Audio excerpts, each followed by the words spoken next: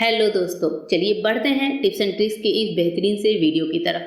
हमारी आज की जो पहली टिप है वो है पकौड़ों को लेकर। जी हाँ, जब हम लोग वेज पकौड़ा बनाते हैं, सर्दियों में खासकर बनाते हैं, तो वेज पकौड़े में हम क्या करते हैं, बेसन डालने के बाद फटाफट से पानी ऐड कर देते हैं। दोस्तों ये गलती बिल्कुल भी मत करिएगा। जब भी आपको वेज पकौड़ा बनाना हो, जैसे मैंने यहाँ पर बहुत सारी सब्जियां काटी थी और इसमें बेसन डालकर इसे 30-40 मिनट के लिए छोड़ दिया था। अगर आपके पास टाइम है तो आप इसे काट कर और बेसन डालकर रात भर भी रख सकते हैं। जैसे मुझे ये पकौड़े बनाने थे, मुझे पता था ये बनाने हैं, तो मैंने ये काम आधे से 1 घंटा पहले कर लिया।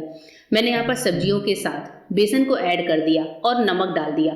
उसके बाद से होता ये है कि नमक की वजह से सब्जियां अपना बहुत अच्छा सा पानी छोड़ती हैं, जिस वजह से बेसन के पकौड़े में हमें पानी का इस्तेमाल नहीं करना पड़ता। सब्जियों का जो अपना नेचुरल पानी है उसी से हमारी सारी पकौड़ों की कुकिंग हो जाती है। अलग से पानी डालने से पकौड़ों में वो क्रंचीनेस, वो क्रिस्पीनेस नहीं होती दोस्तों, जो हमारे पकौड़ों में चाहिए होती है। तो रेस्टोरेंट वाले जब मिक्स वेज पकौड़ा बनाते हैं तो वो कुछ इसी तरीके से बनाते हैं, क्योंकि उनके पास बैटर पहले से तैयार होता है और वो सब्जियों में बेसन वगैरह डाल कर रखते हैं और उसके बाद से जब तलना होता है तो वही से तलते हैं। तो इस तरह के मिक्स वेज पकौड़ों में बिना एक बूंद पानी के भी बहुत ही अच्छे तरीके से आप अपनी कुकिंग कर सकते हैं।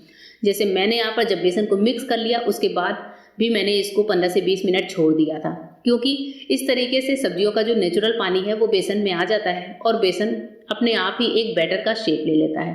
होप करती हूँ पकौड़े बनाने की ये टिप आपको पसंद आई होगी। पकोड़ों से ही रिलेटेड दोस्तों एक दूसरी टिप है कि पकोड़ों में एक क्रंचीनेस देने के लिए यहाँ पर हम थोड़ा सा ऐड कर सकते हैं चावल का आटा या फिर कॉर्नफ्लोर। जो भी आपके पास हो वो आप ऐड कर लीजिए, कॉर्नफ्लोर या चावल का आटा, या फिर कुछ लोग सूजी ऐड करते हैं, पर सूजी से क्या होता है कि पकोड़े तेल ज़्यादा पीते हैं, तो मैं मोस्टली कॉर्नफ्लोर या फिर चावल का आटा ऐड करती हूँ। तो इस तरीके से पकोड़े बहुत ज़्यादा क्रिस्पी बनते हैं और पकोड़े जो होते हैं वो क्रिस्पी ही अच्छे लगते हैं। तो इस तरीके से नेक्स्ट टाइम आप भी पकोड़े बनाकर देखना।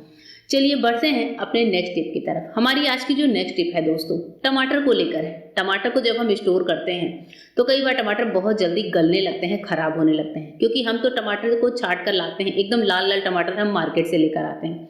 पर लाल टमाटर होता यह है कि 2 से 3 दिन बाद ही गलने लगता है, और लाल ना हो तो कच्चे टमाटर सब्जी में अच्छे नहीं लगते। तो लाल टमाटर को कैसे स्टोर करें, इसके लिए आपको करना यह है कि टमाटर को अच्छे से पहले सूखे कपड़े से वाइप कर लेना है और उसके बाद से छोटे छोटे टेप के टुकड़े लेकर इस तरीके से प्लस के साइन में टमाटर के ऊपर, जहाँ पर टमाटर का डंठल वाला पार्ट होता है, वहाँ पर आपको टेपिंग कर देनी है इस तरीके से। तो 1 या 2 टेप आप लगा सकते हैं।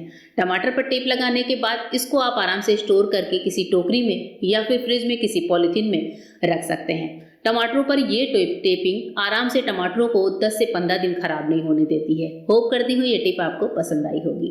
हमारी आज की जो नेक्स्ट टिप है वो है लहसुन को स्टोर करने को लेकर है। लहसुन जब कभी बहुत सस्ते मिलते हैं तो हम इसे लेकर स्टोर करना चाहते हैं, पर लहसुन होता यह है कि इनमें से पीछे से ग्रीन कलर की इनका पत्ती निकलने लगती है, जिसकी वजह से लहसुन जल्दी खराब होते हैं। तो लहसुन को स्टोर करने का एक औसम सा आइडिया आज आपके साथ शेयर करने वाली हूँ। जब भी आपको लहसुन को स्टोर करना हो तो सबसे पहले हम इसके लिए एक पॉलीथीन की थैली का भी इस्तेमाल कर सकते हैं। पॉलीथीन की थैली आप जिपलॉक वाली ले सकते हैं या फिर आप सिंपल सब्जियों वाली जो व्हाइट पॉलीथीन होती है, जो ट्रांसपेरेंट पॉलीथीन होती है, वो ले सकते हैं। पॉलीथीन का ट्रांसपेरेंट होना बहुत ज़रूरी है, जिससे अंदर जो हमारे गार्लिक हैं उनमें एक जो नेचुरल रोशनी होती है वो इनको मिलती रहे। अब पॉलीथीन में डालने के बाद हमें 2 चीज़ें यहाँ पर ऐड करनी है। सबसे पहले जो चीज़ मैं ऐड कर रही हूँ वो है नमक। तो 1 चम्मच के लगभग नमक हम यहाँ पर ले लेंगे। इसके साथ ही मैं यहाँ पर लूँगी दोस्तों चाय की पत्ती। जी हाँ, ये टी लीव्स है, जो नॉर्मल चाय की पत्ती हम घर में इस्तेमाल करते हैं, वो भी मैंने 1 चम्मच डाल दी है। अब इन दोनों चीज़ों को डालने के बाद हम क्या करेंगे, इस जो पॉलीथीन की थैली है इसको इस तरह से हल्के हाथों से टाइट कर देंगे। बहुत ज़्यादा टाइट करने की ज़रूरत नहीं है, हल्के हाथों से ही इसे टक कर लीजिए। और इसके बाद से इस पॉलीथीन की थैली को अपने किचन में, घर में, कहीं पर भी, किसी टोकरी में या फिर कहीं पर भी जहाँ पर भी आप अपनी सब्जियाँ रखते हैं वहाँ रख दीजिए। इस तरह से स्टोर किया हुआ लहसुन 4 से 5 महीने खराब नहीं होता है। आप देखेंगे कि जब आपने इसको स्टोर करके रखा है, इस पे बस एक नेचुरल सी लाइट पड़ती रहनी चाहिए। ऐसा नहीं कि आपने इसे किसी अंधेरी वाली जगह पर रख दिया। तो ऐसे स्टोर किए हुए लहसुन 4 से 5 महीने खराब नहीं होंगे। होप करती हूँ ये टिप आपको पसंद आई होगी और इस टिप को जरूर ट्राई करके देखिएगा। आइए आगे बढ़ते हैं नेक्स्ट टिप की तरफ। नेक्स्ट टिप है हमारी खांसी को लेकर आजकल चूंकि सर्दियों का मौसम है, बच्चों और बड़ों सबको खांसी बहुत ज़्यादा आती है और कभी कभी सूखी खांसी हमें बहुत ज़्यादा परेशान भी करती है। इसके लिए आप एक कोई कढ़ाई, तवा या फिर लोहे का पैन गरम सकते हैं। जो ये पैन या तवा हो वो लोहे का ही होना चाहिए और उसके बाद से अदरक के पतले पतले स्लाइसेस कर लीजिए। पहले अदरक को पील कर लीजिए, वॉश कर लीजिए और उसके बाद से अदरक के पतले स्लाइसेस यहाँ पर गरम पैन में बिछा दीजिए। अदरक को जब हम गरम पैन में बिछाते हैं तो ये हल्की हल्की सी ड्राई होने लगती है। इसको उलट पलट लेंगे। अब जैसे मैंने अदरक को बिछाया था, ये हल्की सी ड्राई हो रही है। इसके बाद से हम क्या करेंगे, अदरक के स्लाइसेस को थोड़ा पलट लेते हैं। तो ये सारा काम हमें करना है गरम पैन में, लेकिन सिम फ्लेम पर। और सिम फ्लेम पर रखने के बाद 1 से 2 मिनट हमको इसको सेक लेना है। दोस्तों, जो अदरक होती है उसमें एंटीबायोटिक गुण बहुत ज़्यादा होते हैं और अदरक की तासीर ऐसी होती है जो हमारे गले को बहुत ज़्यादा राहत देती है।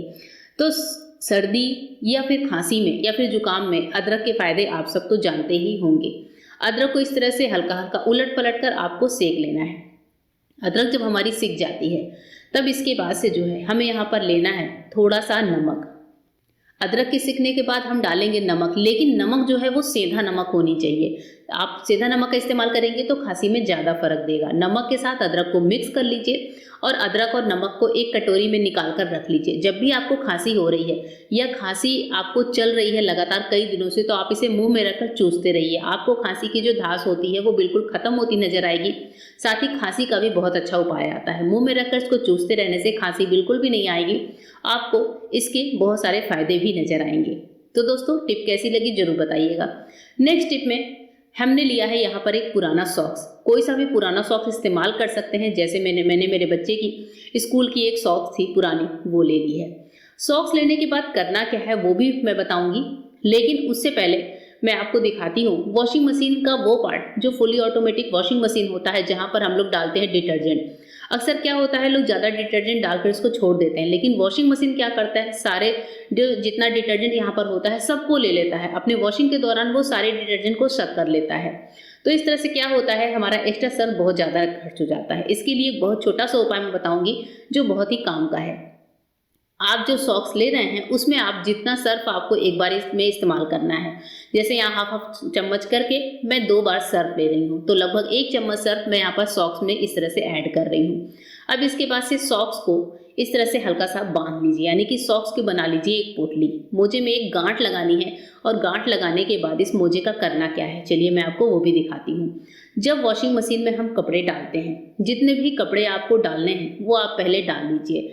आप अपने कपड़ों के अकॉर्डिंग ही जितना डिटर्जेंट यूज़ करते हैं या करना चाहते हैं उतना ही आपको मोजों में डाल देना है।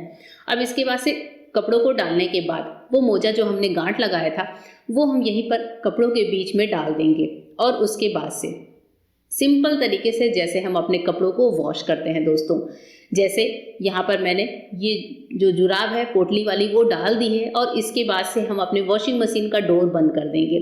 और भी कपड़े डालने हैं तो आप और भी डाल सकते हैं और उसके बाद से नॉर्मली जैसे आप अपने कपड़ों को वॉश करते हैं, जिस भी मोड पे वॉश करते हैं, चाहे कॉटन पर, कॉटन प्लस पर, किसी और फैब्रिक पर, बस इस तरह से डोर को बंद कर दीजिए और अपने वॉशिंग मशीन को ऑन कर दीजिए। ठंडा गर्म पानी जैसा भी लेते हैं वो ले लीजिए। आप देखेंगे कि आपका एक्स्ट्रा डिटर्जेंट खर्च होना बंद हो गया है। जितने कपड़े हमने डाले थे उतने में ही हमारे कपड़े धुलकर तैयार हो जाते हैं। तो इस तरह से दोस्तों हम अपने बहुत सारे पैसे बचा सकते हैं, बहुत सारे डिटर्जेंट को वेस्ट होने से बचा सकते हैं। होप करती हूँ कि ये टिप आपको पसंद आई होगी और टिप पसंद आते ही चैनल को सब्सक्राइब करिएगा, वीडियो को लाइक करिएगा। Thank you.